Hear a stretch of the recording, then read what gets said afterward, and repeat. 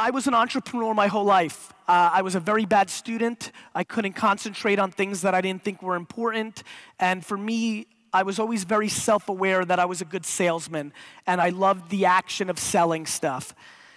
I grew up in my dad's liquor store that he eventually owned in New Jersey, and I got involved full-time when I was 22 years old after university, and I grew my dad's business from a $3 to a $60 million business in a 5-year window. I want to take a step back.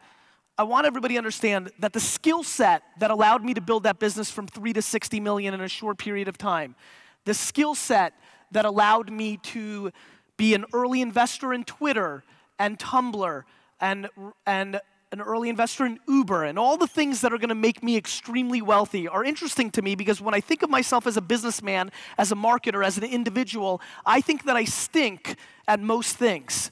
I really struggle with most things. For the same reason I was a DNF student, there's a lot of things I can't do. But the one thing I can do, and the one thing that I would challenge this room to find out if they have that within themselves, or to surround themselves with that kind of individual, the one thing I'm great at is I know what you're gonna do before you're gonna do it.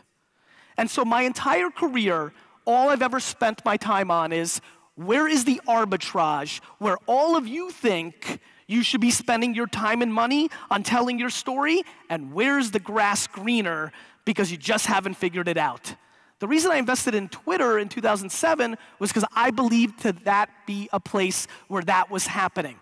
The real reason I was able to build my wine business in such a quick fashion was because there's something called Google AdWords that came around in 1999. And while all my competitors thought that they had to buy ads in the Wall Street Journal and the New York Times, I owned the word wine on Google for 5 cents for 9 months before anybody bid me up.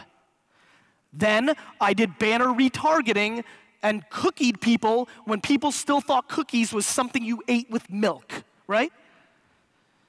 Then my career took a very different turn, because 4 months after YouTube came out, I started a wine show on YouTube, and I decided to educate the masses about wine, not sell them the wine, just review the wine. And I would even pan the wines that I was selling, because I knew that the age of content was upon us, and that I needed to be a content producer, not just a commerce executor. We are living through the single biggest culture shift in attention since the printing press. We are living through a second industrial revolution right in front of our eyes right now. I mean, how many people in this room are lucky enough to have a 12 to 20-year-old in their lives, child or grandchild? Please raise your hands, don't get lazy on me. Thank you. So all of you know that that individual lives here. Lives here. I mean, if they could, they would do this. And that would be it. That's just, forget robots, we're robots. I promise you. Forget buying a robot that serves you foods, we're robots. How many people in this room, in every 24-hour window, including when you're sleeping, are always within arm's reach of their telephone? Raise your hand.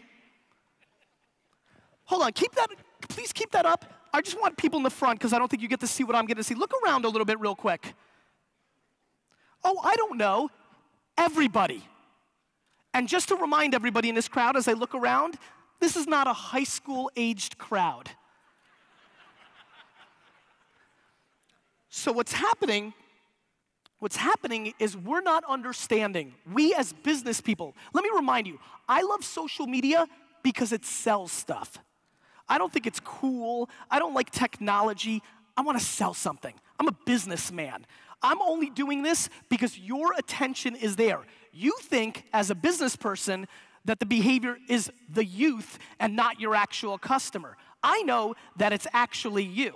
I know that we're living through the youthification of our society. That if you think about yourself right now, and you think about your parent at your age right now, if you're lucky enough to have been around and have a parent that was your age that you are right now when you were a kid, and you think about them, you're acting much younger than the way they acted at your same age. We're living through a massive youthification. If you look at Instagram, how many people here by show of hands are on Instagram? Raise your hand. Solid number, very good. Let's clap it up, I'm very happy with that. That's for me. Good job, I'm impressed. If you look at Instagram, how many people here by show of hands are familiar with selfies? Everyone know what a selfie is? Great. The fastest growing demo on selfies on Instagram are 42 to 45-year-old females. That's right, cougar selfies. In the last 5 years, our attention has shifted so much to here and so much away from everywhere else where they're trying to sell you beer and cars. How many people here, when you watch television, fast forward every single commercial? Raise your hand. Everybody. Everybody. Yet, Bill, when he's up here, the CEO of SAP, yet Honda, yet every brand I work with spends tens of billions of dollars to tell you a story in a place where you will use technology to get away and you will never pay attention. And even if they're lucky enough because you dropped your remote control off your bed and you have to see a commercial, even if they're lucky, the second that commercial comes, you're grabbing your phone and you're tweeting, checking your email, and you're not giving your attention.